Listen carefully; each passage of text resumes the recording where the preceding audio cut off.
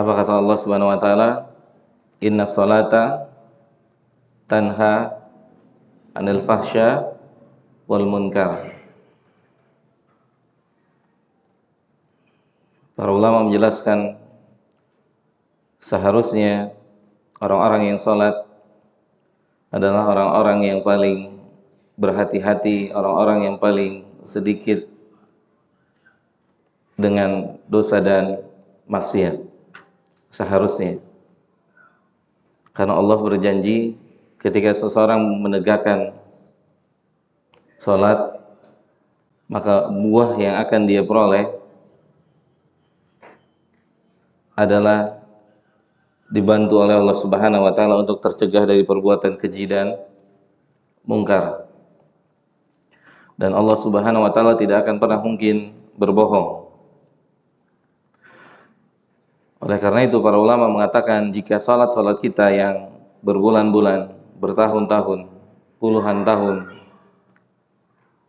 tidak mampu menghentikan gibah kita, tidak mampu menghentikan riba kita, tidak mampu menghentikan namimah kita dan dosa-dosa yang lainnya, maka kita harus mengkoreksi salat kita.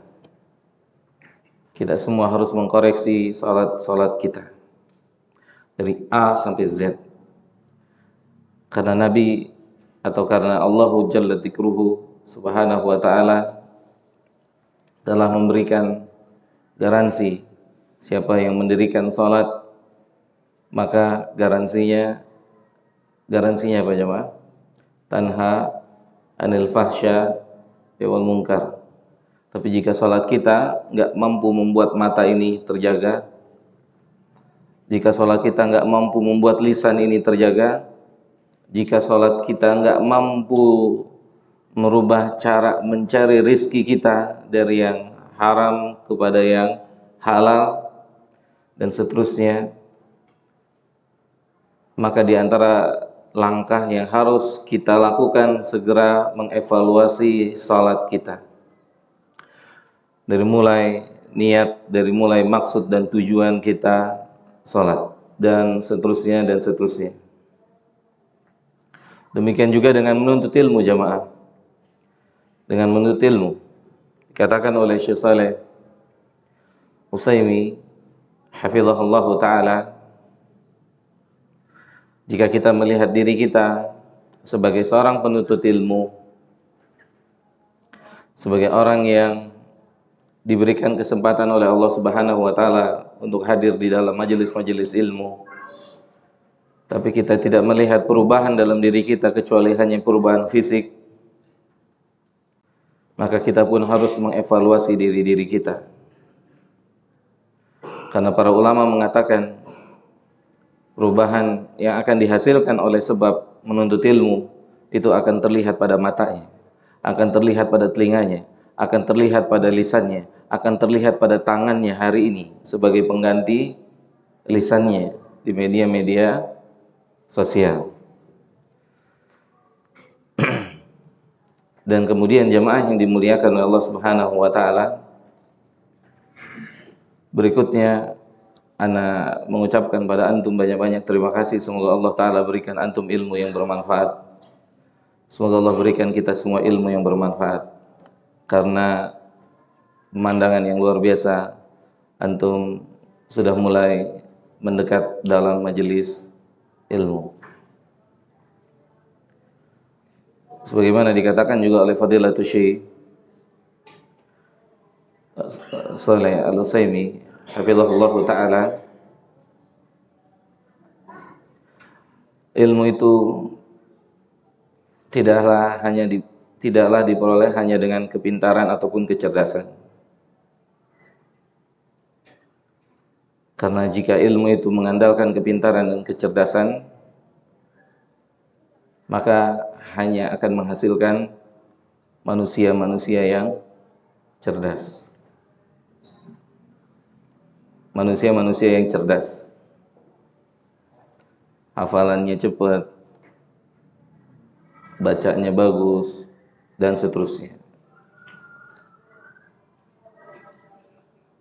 Dan Jika ilmu itu hanya mengandalkan kecerdasan, kepintaran, tidak ada jaminan ilmu itu membuat orang menjadi dekat dengan Allah Subhanahu wa ta'ala, menjadi dekat dengan Allah Tabarakahu wa ta'ala. Jika ilmu tidak dituntut dengan metode yang telah disampaikan oleh Allah dan Rasulnya, kita merasakan dalam kehidupan kita, mungkin kita koreksi diri kita. Ketika kita memiliki beberapa hafalan ayat Al-Quran ataupun hadis Nabi kita Muhammad SAW, ternyata hafalan itu tidak membuat kita lebih dekat dengan Allah. Ternyata kita enggak menjadi orang yang hebat dalam beramal. Ternyata apa yang kita punya hanya nyangkut di kepala kita. Dan kita semua merasakan itu. Bagaimana ilmu yang kita punya hanya sampai di kepala kita. Ilmu yang kita punya tidak masuk ke dalam hati kita. Yang dengan masuk ke dalam hati kita akan memberikan, akan tercermin dalam fisik kita. Maka Mu'tazilah adalah satu sekte, satu kelompok dalam Islam yang mereka diberikan oleh Allah apa? Mereka diberikan oleh Allah apa? Zakaan, kecerdasan intelektual. Kata Ibnu Taimiyah rahimahullah dan para ulama lainnya, utu zakaan. Mereka cerdas. Mereka cerdas. Wala yu'tu zakaan. Tapi mereka tidak diberikan kebeningan hati, kebersihan hati. Sehingga mereka dengan kecerdasannya semakin jauh dari Allah. Semakin jauh dari Allah. Jadi tidak mesti ilmu membuat seorang tambah dekat dengan Allah. Bisa jadi ilmu justru membuatnya tambah jauh dari Allah Tabaraka wa ta'ala. Oleh karena itu Nabi selalu minta pada Allah ilmu yang bermanfaat, bukan hanya sebatas ilmu. Wasil bin Atha, salah satu pembesar Mu'tazilah, itu bisa bicara di depan umum berjam-jam tanpa huruf ro, karena dia cadel, dihina, diledek, direndahkan, dan dia mampu untuk bicara tanpa huruf ro. Tapi dia Mu'tazilah. Ya. Oleh karena itu, dunia ilmu bukan hanya dunia kecerdasan, bukan hanya mengandalkan kecerdasan. Antum pernah dengar atau merasakan, atau kalau nggak merasakan, dengar ada teman kita, saudara kita, belajarnya biasa aja, di kelas juga tidur mungkin kadang-kadang, tapi faiz awal juara 1. Pernah dengar cerita-cerita kayak gini? Padahal jarang masuk ya. Masuk seminggu 3 kali, 2 kali bolos. Ada ustadz gitu? Ada nggak? Ada. Itu banyak. Tadinya sebelum mengerti saya pun bingung. Saya atau kita yang duduk berusaha di depan tetap aja nggak ngerti-ngerti gitu. Dia sambil tidur aja faiz awal juara 1. Itu saat belum mengerti tujuan belajar. Tujuan belajar, kalau manusia Kalau dunia, maka antum akan kecewa sama diri antum dan sama Allah. Karena antum sudah berusaha maksimal, tapi antum tidak mendapatkan kecerdasan. Sementara yang biasa-biasa saja, kadang masuk, kadang enggak, kadang tidur dan seterusnya. Begitu keluar nilai, faiz awal, juara kelas. Kalau target belajar dunia, antum kecewa. Tapi kalau target belajar surga, antum nggak akan kecewa. Balik lagi ke targetnya. Targetnya apa? Sebagaimana putra-putri kita alhamdulillah sedang menghafal Quran. Kalau target antum nama, syuhrah, antum akan kecewa sama anak-anak antum yang nggak hafal Quran. Padahal mereka sudah berusaha maksimal. Untung aja mereka nggak ngomong, coba aja Abi ngafalin, emang gampang. Iya enggak? Abi cuman bisa bilang hafalin, murojaah. Coba Abi hafalin. Sahih? Coba aja Abi ngafalin. Hah? Kalau target kita dunia, kecewa kita sama anak-anak kita. Kalau dia bisa ngomong, Abi, saya juga pengen hafal seperti si fulan dan si fulan. Abi tahu saya usaha dari pagi sampai sore sama seperti dia. Tapi Allah kasih kecerdasan saya terbatas. Terus kita mau tuntut lebih dari itu. Kenapa? Kenapa kita tuntut lebih dari itu? Karena tujuan kita syuhrah. Tujuan kita dunia. Bukan melemahkan semangat dalam menghafal. Bukankah surat Al-Ikhlas bisa membuat orang dicintai oleh Allah? Sahih? Sahih? Surat Al-Ikhlas itu membuat salah seorang sahabat dapat cintanya Allah.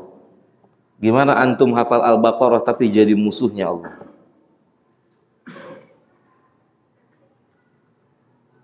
Alangkah bahagianya ketika jadi menghafal Al-Quran dan jadi kekasihnya Allah. Di zaman Nabi ada seorang sahabat salat selalu baca surat Al-Ikhlas, Al-Ikhlas, Al-Ikhlas, Al-Ikhlas, Al-Ikhlas. Kita hari ini gengsi baca Al-Ikhlas. Sahih? Masa lulusan Timur Tengah Al-Ikhlas? Masa keluaran pondok A, pondok B Al-Ikhlas? Ini muridnya Nabi baca Al-Ikhlas. Ditanya, kata Nabi, salhu, tanya dia kenapa baca Al-Ikhlas. Apa jawab dia? Apa jawab sahabat ini? Apa jawabnya? Saya mencintai surat ini karena kandungan surat ini mengesahkan, mengagungkan Allah. Apa yang dia dapat? Akhbiruhu annallaha yuhibbuhu kama huwa yuhibbu hadhihi surah. Allahu Akbar. Bukankah cinta Allah yang ingin kita dapatkan? Kabarkan kepada orang itu, sesungguhnya Allah mencintai dia sebagaimana dia mencintai surat ini. Al-Ikhlas. Oleh itu kita perlu menata tujuan-tujuan kita dalam ibadah. Semoga memang Allah yang kita tuju dalam semua ibadah-ibadah kita. Semoga memang Allah yang kita harapkan. Semoga memang Allah yang kita inginkan. Semoga tidak ada niat terselubung di dalam hati-hati kita yang membuat kita binasa kelak di hari kiamat. Jamaah yang dimuliakan oleh Allah Subhanahu wa taala, jadi urusan ilmu yang bisa mengantarkan orang punya ilmu dan ketakwaan ketika dia memadukan antara kecerdasan dan pengagungan terhadap ilmu. Antara kecerdasan dan pengagungan terhadap ilmu. Itu adalah salah satu thariqah, salah satu jalan seseorang bisa menjadi orang yang bertakwa dengan ilmunya. Seorang bisa menjadi orang yang takut pada Allah dengan ilmunya. Jika dia memadukan antara kecerdasan dan ketundukan hatinya terhadap ayat-ayat Al-Quran dan hadis-hadis Nabi kita Muhammad sallallahu alaihi wasallam. Taib, jamaah, kita bersyukur pada Allah karena masih bisa bersyukur. Karena Allah sendiri yang mengabarkan kepada kita, banyak di antara hamba Allah yang enggak bersyukur, yang tidak pandai bersyukur pada Allah Subhanahu wa ta'ala. Sebagaimana Allah kabarkan dalam surah Saba di ayat ke-13, kata Allah, wa qalilun min ibadiya asyakur. Oleh karena itu kita bersyukur karena bisa bersyukur. Kita bersyukur pada Allah karena diberikan kesempatan untuk bisa bersyukur. Kenapa mesti bersyukur? Kenapa? Ini mukadimah, mungkin nggak masuk ke dalam buku. Kenapa mesti bersyukur? Antum kan sering dengar ayat la in syakartum, kalau antum tambah pintar maka antum akan ditambah nikmat antum, begitu bunyi ayatnya. Bunyi ayatnya, kalau antum tambah cerdas maka antum akan ditambah kenikmatannya, begitu bunyi ayatnya? Enggak, wallah. Gimana bunyi ayatnya? Kalau antum akui nikmat yang antum punya dari saya tambah lagi. Allah Akbar. Kadang kita kurang cerdas memaknai ayat-ayat dan hadis Nabi alaihi salatu wassalam. Apa kata Allah? La in syakartum, akuin dari saya tambah. Antum mau tambah nikmat. Setiap orang ketika diberikan kenikmatan pengennya tambah atau kurang? Pengennya tambah. Dan rumusnya ini. Lupakan usaha kita. Lupakan upaya kita. Lupakan usaha-usaha kita. Karena ketika yang kita ingat itu, yang akan keluar adalah ujub dan sombong. Kok antum bisa mungkin sih? Gimana resepnya? Apa yang membuat antum bisa mungkin? Mau tahu? Sini. Catat, rekam. Pertama, ana baca pagi, siang, sore, malam. Ana juga baca pagi, siang, sore, malam, tapi nggak mungkin. Nggak begitu jemaah. Jawaban pertama, itu nikmat dari Allah. Nggak tahu ana juga kenapa bisa mungkin. Itu nikmat dari Allah. Ya bukan artinya mau mungkin nggak ada murojaah. Dia murojaah, tapi lupakan antum murojaahnya. Antum ingat bukan murojaah itu yang membuat mungkin, tapi Allah. Berapa banyak orang murojaah hari ini, besoknya lupa. Karena mengandalkan dirinya sendiri. Padahal setiap pagi berdoa apa? Wala takilni ila nafsi tarfata'ain. Nah, arti doa ini apa artinya? Ya Allah, jangan bebankan pada diri ini sedikit pun, walaupun hanya sekejap mata.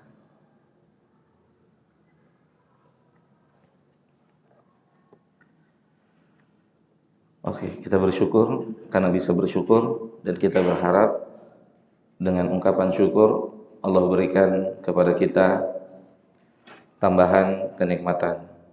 Karena itu polanya, ya. Karena itu metodenya. Jika ingin ditambah kenikmatan, maka bersyukurlah pada Allah Subhanahu wa ta'ala. Lupakanlah segala upaya-upaya kita, segala usaha kita, karena itu semua berpotensi mengeluarkan ria, mengeluarkan ujub, mengeluarkan sombong, dan seterusnya. Maka cukuplah kita mengatakan ini semua adalah nikmat atau pemberian dari Allah Tabarakahu wa ta'ala.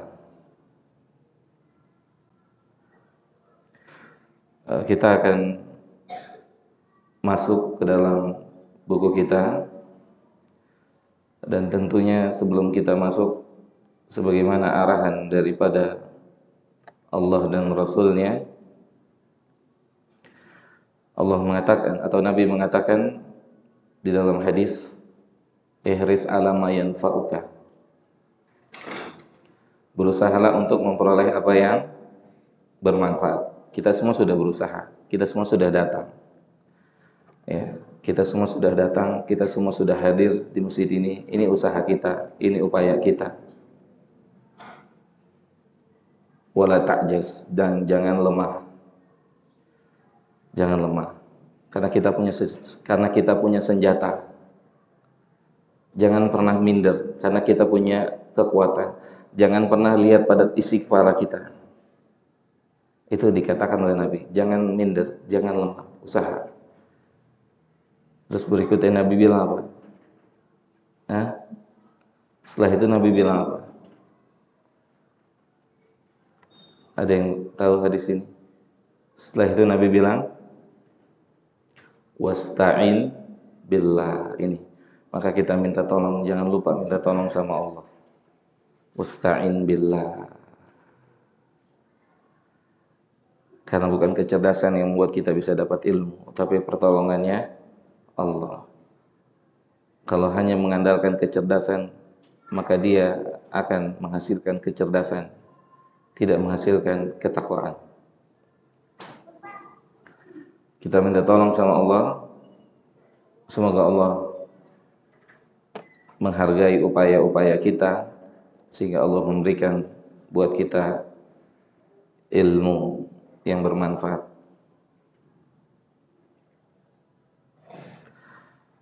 Penulis Syekh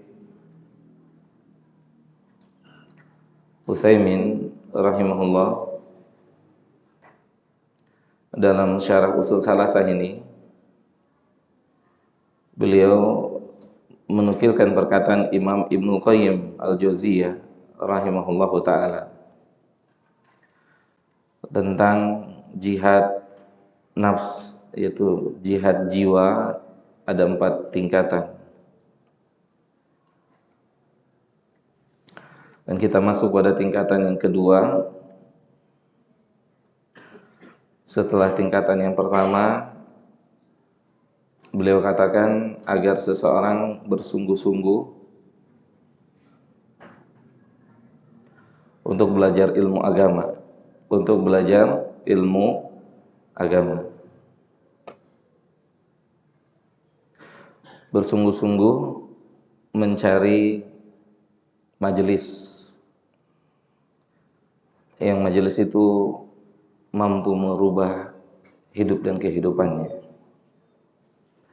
Tidak hanya menambah thaqafah Islamiyah atau wawasan Islamiyah. Berdoalah sama Allah, semoga Allah memberikan kita majelis-majelis yang membuat hati kita tambah takut pada Allah Subhanahu wa ta'ala, yang membuat hati ini semakin rindu ingin berjumpa dengan Allah Tabarakahu wa ta'ala. Maka yang kedua, ketika kita berupaya, ketika kita sudah berusaha, ketika kita sudah menentukan, sekarang bagaimana menentukan? Apa tujuan target menuntut ilmu itu apa?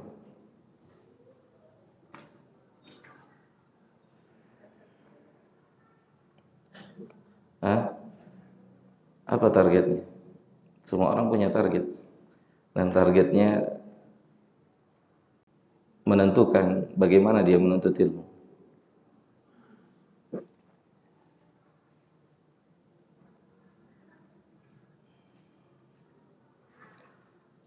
Oke. Pertanyaan pertama.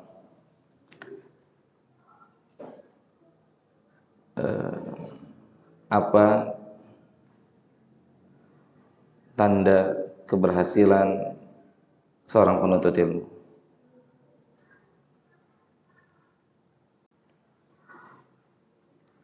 Apa kira-kira? Apa jemaah? Mau jawab? Apa?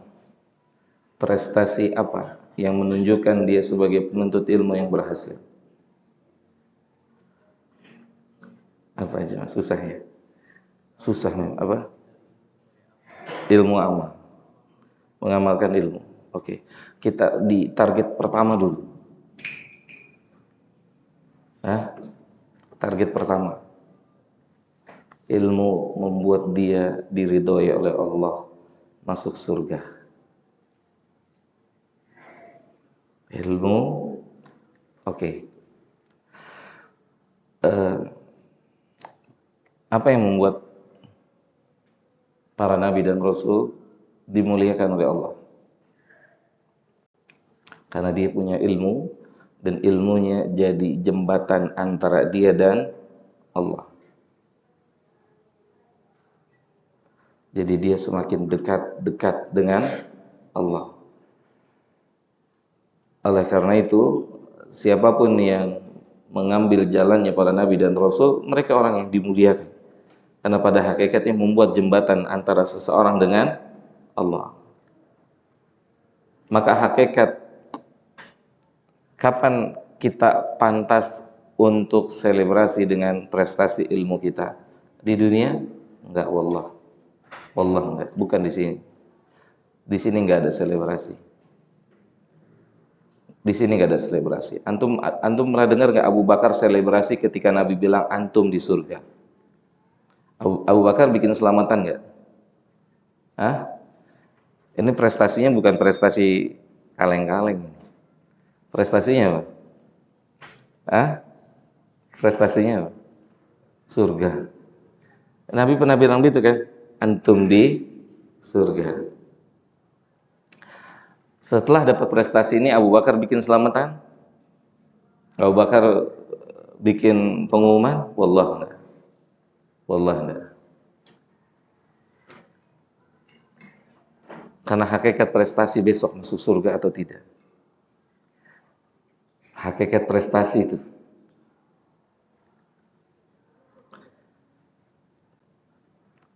Contoh, di dunia ilmu. Gak sedikit orang tua marah sama anaknya. Abi udah bayarin sekolah kamu. Nilainya segini-segini juga. Gak bisa tembus sana sini. Kalau sang anak bisa bertanya dan diizinkan bertanya, apa tujuan Abi menyekolahkan saya? Apa maksud Abi menyekolahkan saya? Allah kah? Kalau Allah yang Abi tuju, maka Allah udah, maka Abi mendapatkan apa yang Abi inginkan. Kalau memang tujuannya Allah. Tapi ketika bukan Allah, maka beginilah yang terjadi. Allah. Maka kata Syekh Shalih Utsaimin hafizahullah taala, itu udah azan? Iya, belum ya? Ada lagi bunyinya. Jadi hakikat selebrasi itu nanti kalau nyawa itu mau dicabut.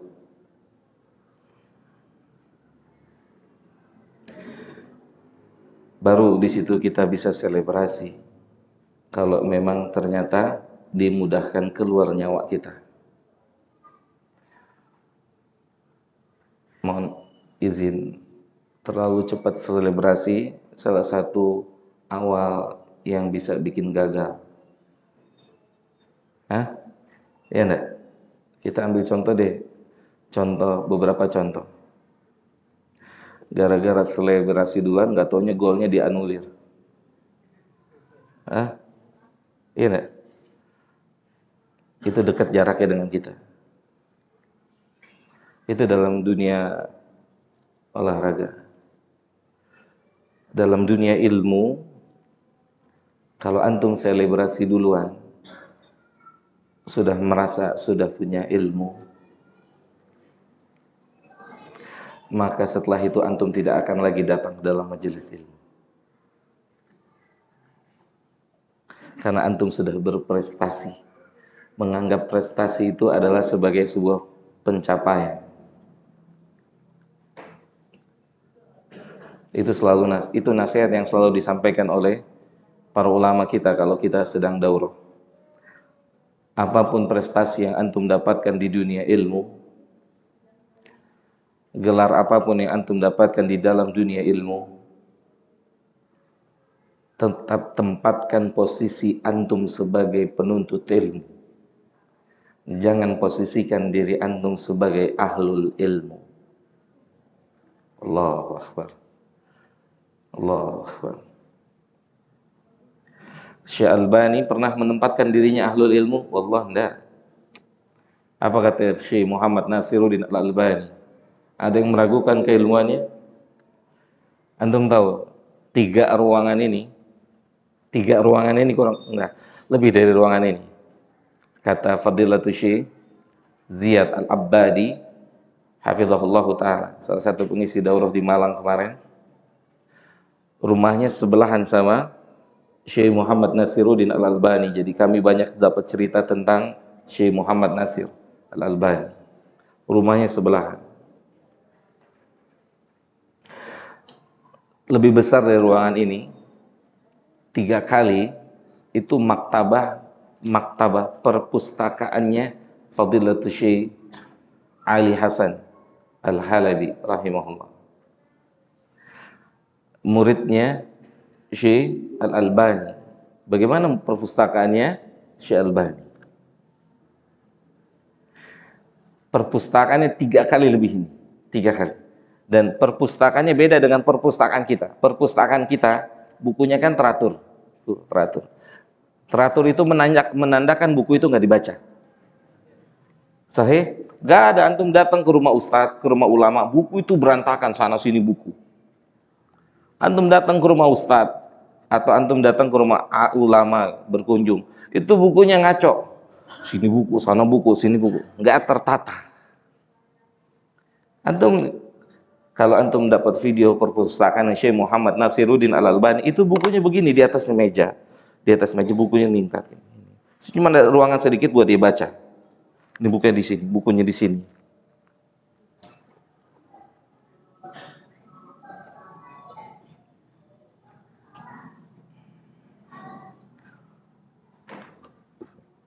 Masya Allah, ya kita perlu belajar banyak.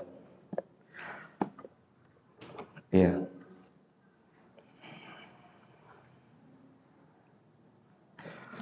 Baik.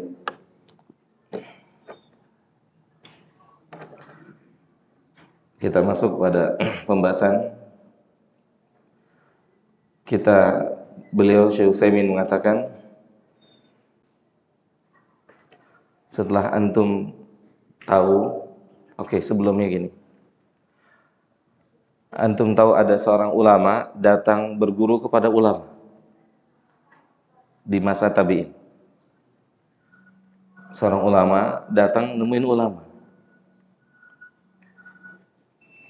Abdullah bin Mubarak. Udah azan. Silakan. Masya Allah.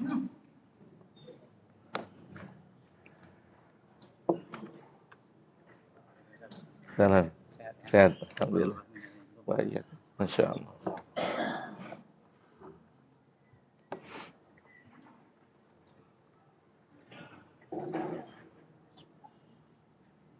Allahu Akbar, Allahu Akbar, Allahu Akbar, Allahu Akbar. Asyhadu an la ilaha illallah. Asyhadu an la ilaha illallah.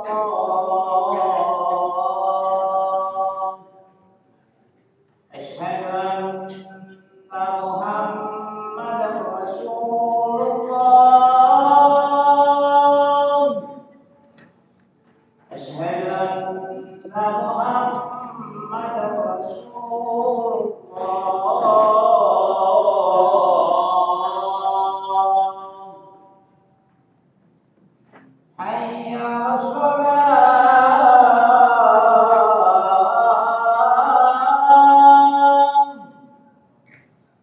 حي على الصلاة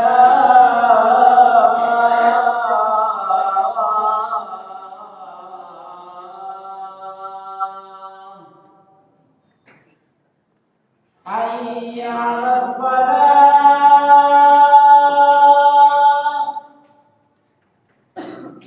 حي على الفلاح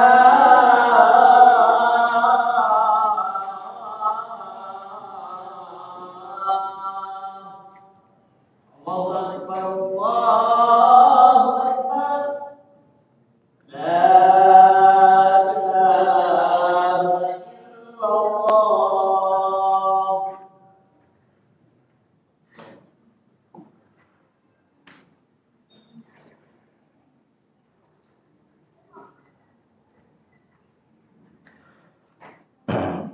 Jamaah yang dimuliakan Allah Subhanahu wa taala.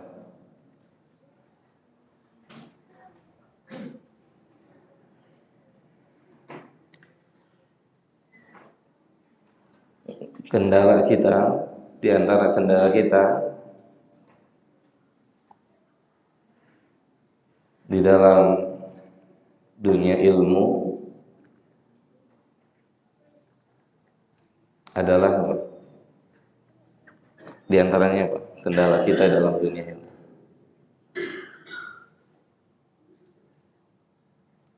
Kendala kita semua sama, kita semua kendala sama. Amal.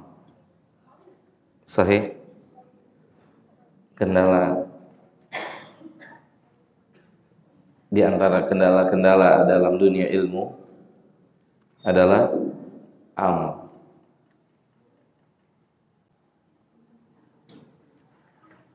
Ini nasihat dari para ulama. Kenapa termasuk para penuntut ilmu berhenti murojaah setelah dapat apa? Ijazah. Setelah dapat syahadah. Kenapa berhenti murojaah? Bahkan mohon maaf, kami pernah tanya kepada Fadilatul Syekh Dr. Ibrahim Al-Ruhaili hafizahullah ta'ala dalam salah satu daurah, mungkin enggak seorang yang menggapai prestasi tertinggi di dunia ilmu tapi tidak punya ilmu? Antum paham maksud saya? Saya tanya, saya pribadi tanya, mungkin enggak seorang yang menggapai prestasi di atas kertas, syahadah, LC, MA, doktor, prestasi ilmu tapi tidak punya ilmu, mungkin atau tidak? Beliau jawab, mungkin. Bukankah mungkin ilmu itu bisa didapatkan dengan cara SKS? Sahih? Bisa? Besok ujian, kita belajar besok. Bisa tercapai? Dan itu ada di dalam dunia agama, khususnya dalam dunia ilmu formal.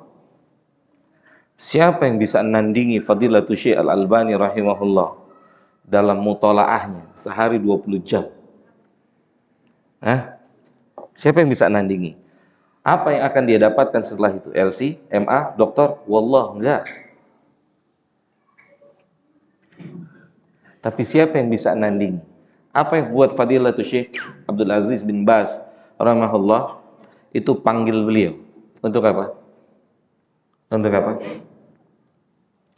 Untuk ngajar di Jamiah Islamiyah. Karena apa? Karena prestasinya dalam dunia hadis. Maka beliau diundang untuk mengajar. Dan beliau tidak bawa syahadah, tidak bawa gelar.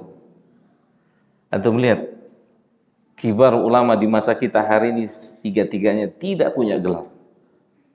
Siapa? Syekh Abdul Aziz bin Baz rahimahullah, Syekh Muhammad Shalih Al-Utsaimin rahimahullah, Syekh Muhammad Nasiruddin Al-Albani rahimahullah. Tapi siapa yang berani berhadapan di hadapannya bicara tentang ilmu?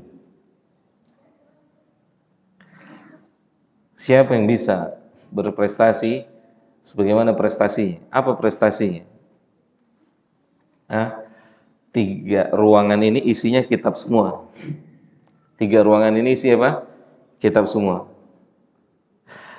Kata Syekh Ziyad Al-Abbadi hafizahullah ta'ala, dan Syekh Ali itu tidak taruh buku kecuali dia udah menguasai buku itu. Allahu Akbar. Hah? Kalau kita kan buku kita taruh, bacanya kan? Hah? Wallahu a'lam bishawab. Yang penting punya perpustakaan buat nakut-nakutin orang. Hah? Syekh Utsaimin di dalam majelis Syekh Utsaimin, Syekh ditanya tentang satu permasalahan ilmu. Kayak gini kurang lebihnya. Tapi di situ ada Syekh Ali Hasan. Syekh Ali Hasan salah satu yang duduk di majelis itu. Ketika itu Syekh Utsaimin bilang gini, "Salhu," tanya beliau. Bahr itu dia lautan ilmu. Allah. Tanya dia.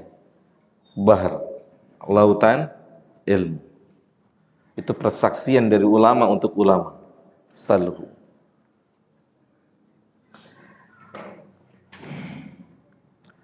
Kendala kita sama,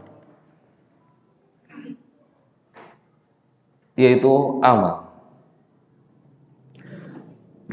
Kenapa kita terkendala di amal? Kan harus dicari solusinya. Kenapa ya terkendala? Oke, kita lihat. Kita lihat di dalam dunia pelajar. Kenapa pelajar ketika istirahat, ketika liburan berhenti murojaah? Hah? Berhenti enggak? Kenapa ketika liburan dekat dengan handphone? Kita bicara zaman kita hari ini. Kenapa begitu murojaah ketika libur seakan-akan belajar itu stop? Sahih? Terjadi? Terjadi atau terjadi? Terjadi. Kenapa demikian?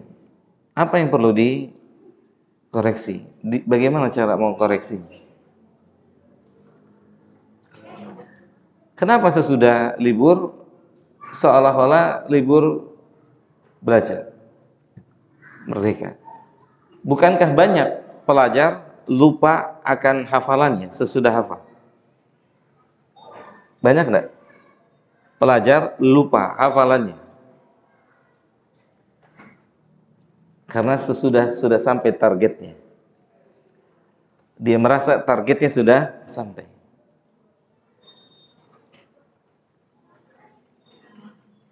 Kata para ulama, itu semua berawal dari niat. Untuk apa belajar? Apa buat dia prestasi tertinggi dalam dunia ilmu?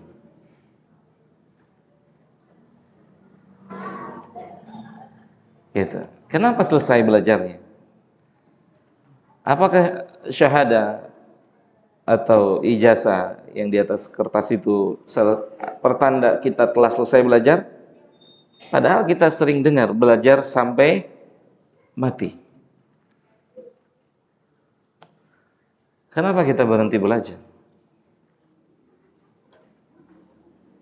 Ini kendalanya. Berhenti belajar berarti berhenti beramal. Sahih? Berhenti belajar berarti berhenti beramal. Terus kenapa berhenti beramal? Apa yang membuat salah berhenti beramal? Kan harus diobati. Kenapa Ramadan selesai berhenti? Berhenti apa? Beramal. Kita tanya diri kita, antum udah selesai Syawal 6 hari, kenapa 30 hari kemarin bisa? Kenapa 6 hari tidak bisa? Kenapa di bulan itu bisa khatam berkali-kali? Kenapa sampai sekarang sudah tanggal 20 berapa? 3 Syawal, sekali khatam juga belum. Yang salah apa? Apa mau begini terus bertahun-tahun? Kan harus ada koreksi, harus ada evaluasi. Jadi kemarin baca buat siapa? Kemarin baca karena siapa? Kalau untuk Allah, kalau untuk Allah, maka orang antum pernah dengar ulama matinya aja sambil baca buku. Hah? Ulama matinya sambil baca buku. Atau nggak usah jauh-jauh. Salah satu ustadz kita, semoga Allah rahmati beliau. Semoga Allah tempatkan di tempat yang terbaik. Kakak kelas kami dulu di Lipia, Jakarta, Ustadz Al-Fadhil rahimahullah, Ustadz Ibnu Saini. Meninggalnya lagi ceramah begini. Lagi nyamperin ilmu Pak Haji di Trawas. Kita daurah di Malang, di Trawas. Rahimahullah rahmatan wasi'atan. Dia baca ayat. Wa tarjuna minallahi ma la yarjun. Kemudian beliau pegang dadanya. Kemudian dia jatuh, meninggal. Atau yang mungkin lebih antum kenal, Fadilatul Ustaz Armen Halim Naro. Lagi apa? Lagi mutalaah, lagi baca. Kan kita juga tahu hadis Nabi, al-a'malu bil khawatim, amal itu tergantung penutupnya. Kita takut kalau kita menutup usia kita tidak dengan beramal.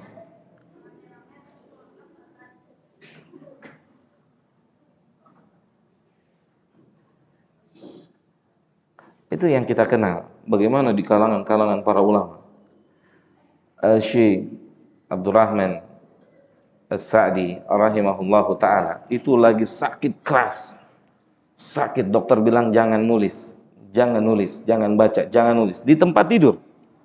Syekh Abdurrahman As-Sa'di di tempat tidur. Kita demam dikit bilang, Ustadz afwan qadarullah tat. Ya enggak? Afwan qadarullah tat. Kayaknya udah mau greges nih badan. Syekh Abdurrahman As-Sa'di rahimahullah itu badannya udah nggak karu-karuan, udah tiduran. Itu para ulama bilang, atau orang-orang yang mendampingi beliau bilang, sudah cukup, jangan nulis, jangan baca, jangan nulis. Antum tahu dengan sakitnya itu jadi satu buku. Al-Wasail Al-Mufidah lil Hayati Sa'idah. Buku itu, kata Syekh Abdul Razak hafizahullah ta'ala, buku itu dia tulis dalam kondisi berbaring. Dianya tidur, sakit. Jadi buku Al-Wasail Al-Mufidah lil Hayati Sa'idah li Abdurrahman As-Sa'di rahimahullah.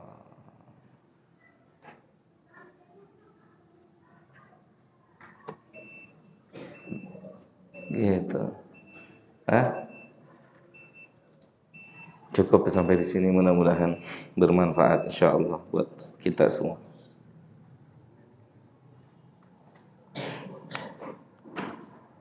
Ya, kita kembali bersyukur jamaah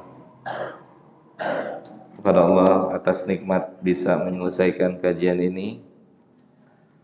Dan tentunya kita berharap dengan syukur itu Allah tambah nikmat. Ya, tidak Allah hentikan nikmatnya.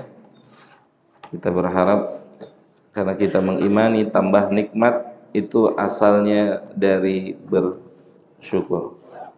Semoga Allah tambah nikmat untuk kita, terutama nikmat ketaatan sesudah ketaatan ini. Semoga Allah terima, semoga Allah maafkan kekurangan-kekurangan kita.